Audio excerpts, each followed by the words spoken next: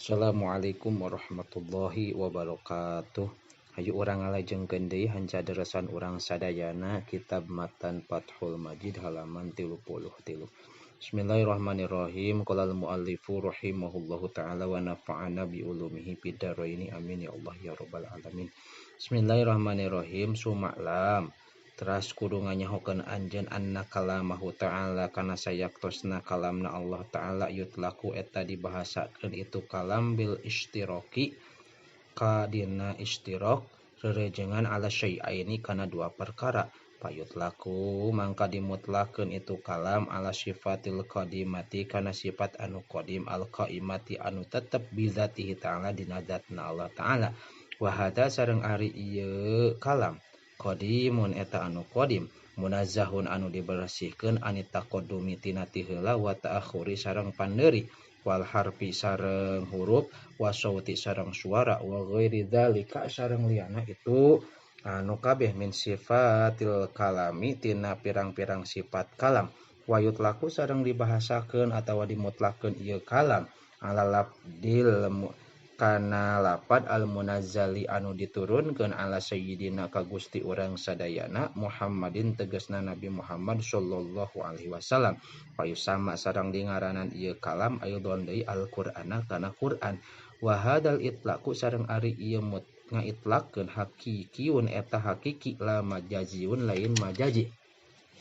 paman mangka ari sing saha jalma qala eta ngucapkeun ieu man inna hadhihi surata sayaktosna ieu surah teh laisat eta lain ieu surah teh min kalamillahi eta tina kalamna Allah ta'ala yakfuru mangka kafir itu si iman wa kalamullahi sareng ari kalamna Allah ta'ala bi maknal akhiri kalawan makna anu akhir hadisun eta anu anyar khalaqahu anu nyiptakeun kana kalam saha Allah ta'ala Gusti Allah ta'ala filauhil mahfudzi di lauhil mahfud wa ja'alahu sareng ngajadikeun kana itu kalam wa ja'alahu sareng ngajadikeun Allah kana itu kalam dalan kana nuduhkeun alama kana perkara ya dulu anu nuduhkeun alaihi kana manaon kalamuhu kalamna Allah al qadimu anu qadim al qaimu anu tetep bizatihi ta'ala dina zatna Allah ta'ala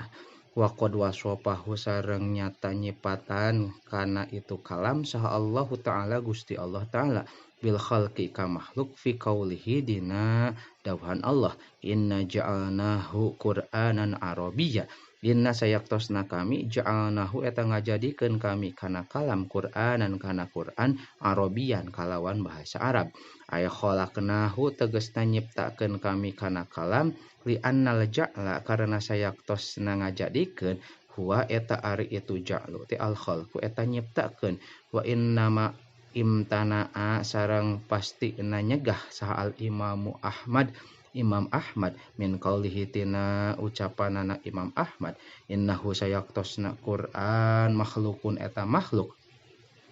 li khaufihi karena sieuna itu Imam Ahmad ayasbiqahu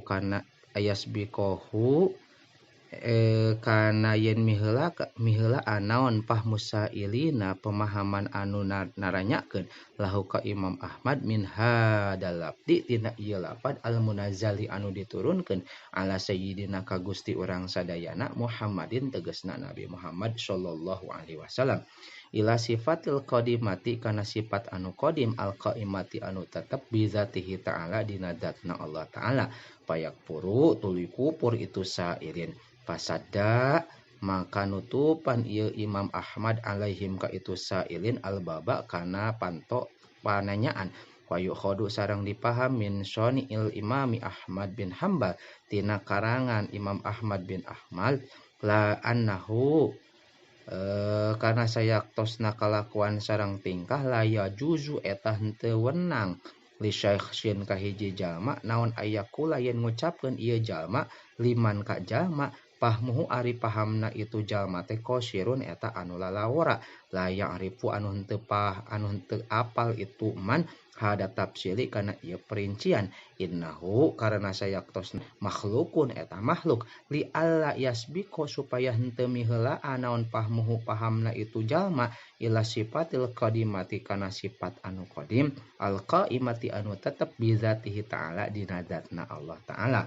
Fa in kila mangka lamun ditanyakeun atawa diucapkeun naon lapad idza kana kalamahu ta'ala idza kana di mana-mana aya naon kalamuhu ta'ala kalamna Allah ta'ala laisa eta lain itu kalam biharpin eta huruf wala sautin sareng lain suara fakaipa mangka kumaha yuphamu dipaham ma'ana sayyidana sarta sayaktosna Gusti urang saidayana Muhammadin Musa tegasna Nabi Musa alaihi eta muga tetep ka Nabi Musa as-sholatu ari rahmat wassalamu sareng kasalamatan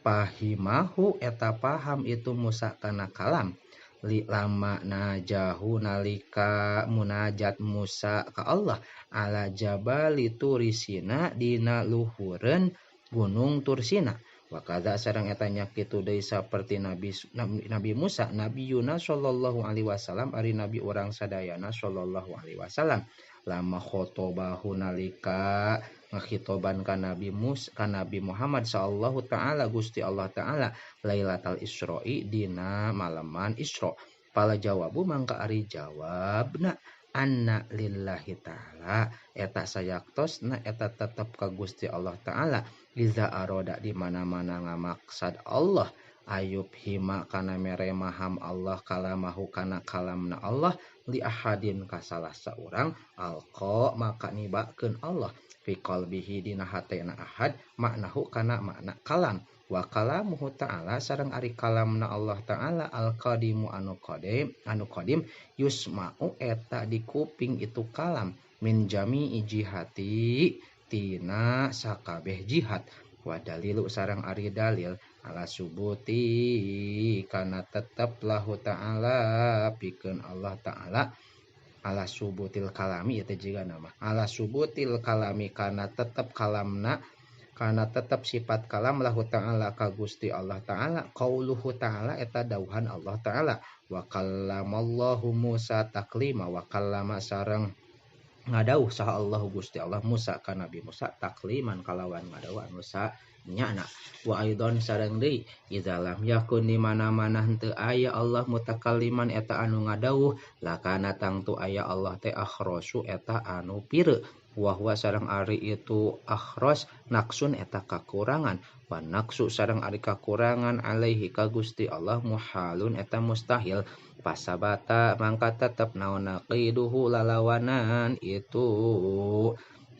ahros wahwa sareng ari itu nakid al kalamu eta kalam wa idza sabata sareng di mana-mana tetep lahu ka Gusti Allah naon al kalamu sifat kalam istahala mangka mustahil alaihi ka Gusti Allah naon al kharsu sifat kharsu wa sareng perkara pi maknahu anu aya dina makna kharsu al bukmu tegasna bukmu hartosna pireu alladzi anu huwa ari itu ladi didul kalami eta lalawanan sifat kalam as-sifatur rabi'ata asyrata wallahu a'lam bissawab.